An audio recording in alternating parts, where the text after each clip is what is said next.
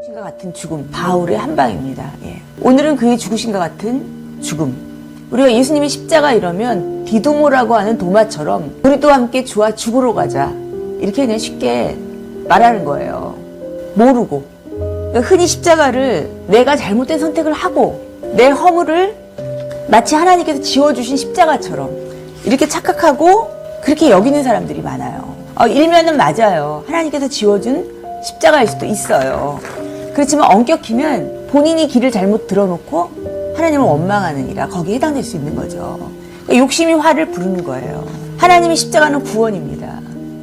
그러니까 구원과 연결되어 있어요. 그의 죽으심과 같은 죽음과 연합해야 그의 부활과 같은 새 생명으로 연합이 됩니다. 로마서 6장에 보면 만일 우리가 그의 죽으심과 같은 죽음으로 연합한 자가 되었으면 그의 부활과 같은 모양으로 연합하리라. 그러니까 바울은 로마로 가기 위해서 3차 전도 여행을까지 다 하고 예루살렘에 그걸 보고해요.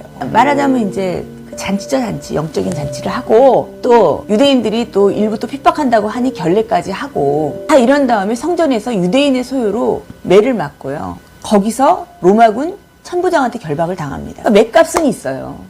마이크를 잡아요. 자신이 어떻게 이방인의 사도가 되었는지를 말할 기회를 얻습니다. 그러니까 변론할 기회를 잡은 거예요. 동포 여러분 이러면서 유창한 히브리어어로 주님 누구십니까? 나는 내가 핍박하는 나사렛 예수입니다 하고 자신의 눈에 비닐이 씌워졌던 것, 그것이 벗겨졌던 것, 그 사실을 다 말합니다. 듣는 사람들이 더는 못 들어주는 거예요. 그러니까 다시 소요가 일어나죠. 천부장은 멈추기 위한 과정으로 또 바울에게 매를 치라고 하죠. 이때 바울이 너희가 로마 시민이 된 자를 죄를 정하지도 않고 채찍질할 수 있느냐, 이렇게 따지죠.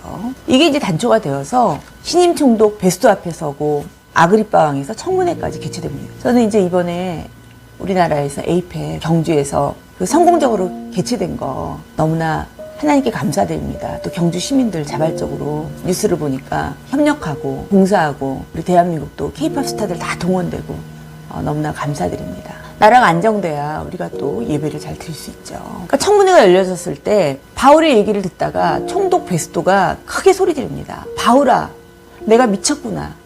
그 많은 학문이 너를 미치게 하였도다, 이렇게 말해요.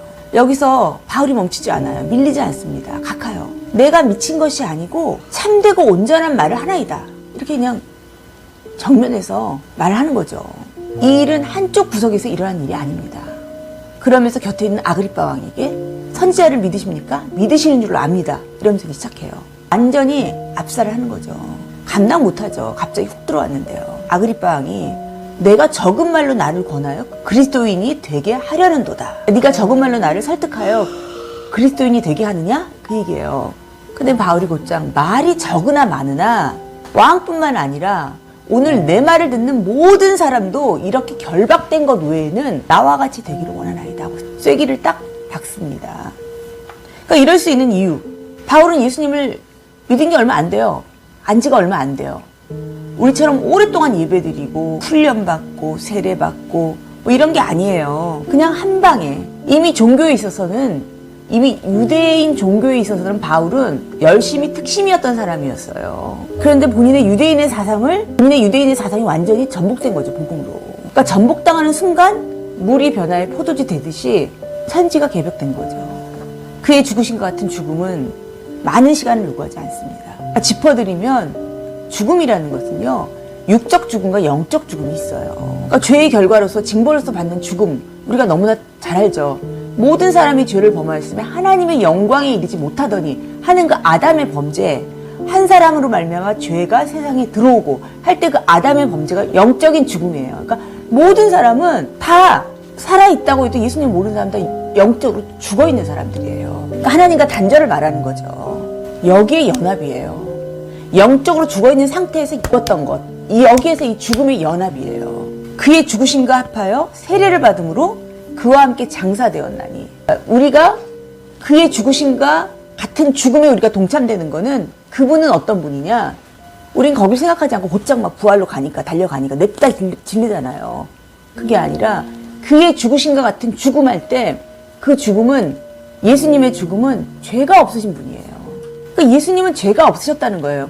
왜냐하면 그분의 신성을 인정해야 되니까, 우리가. 그러니까 예수님은 이 땅에 인간으로 오셨지만 신성을 가지고 오신 분이기 때문에 죄가 없으세요. 모든 일에 우리와 똑같이 시험을 받으실 때 죄는 없으십니다. 우리가 달라요. 신분 자체가 달라요. 여기에서 예수님께서 십자가에 죽어주실 때 엘리 엘리 라마 사막다니, 나의 하나님이여 나의 하나님이여 어찌하여 나를 버리셨나이까 하는 그때 그 순간에 무적인까지 내려갔고 하나님과 단절되었다. 이게 이제 신학자들이 그렇게 가르쳐요. 저는 그의 죽으심과 같은 죽음에 우리가 연합되었다면, 그 연합이라는 것은 예수님의 죽으심은 죽음을 멸망시키러 오신 거예요. 그러니까 죽음 자체를 없애는 거예요. 그렇기 때문에 우리가 죄인이었지만 예수님의 죽으심과 같은 죽음에 붙어 있다가 그 예수님의 새 생명 가운데 우리가 부활의 생명으로 거듭나는 거죠. 그리스도의 몸을 단번에 들이심으로 우리가 거룩함을 얻었노라. 우리는 거룩할 수가 없다니까요. 행위로는 거룩할 수가 없어요. 그러니까 죽으심과 같은 죽음은 죄에 머물 수 없다는 거예요. 우리를 자녀 삼기 위해서 죄 없는 하나님께서 이 땅에 오셔서, 이 성자 하나님께서 죄 없는 하나님께서 이 땅에 오셨는데 죄를 그분한테 정한 거예요. 자기 아들을 죄 있는 육신의 모양으로 보내어 육신의 죄를 정하사. 그러니까 죽음을 자신에게 돌리신 거예요. 그래서 우리가 하나님의 자녀가 된 거예요.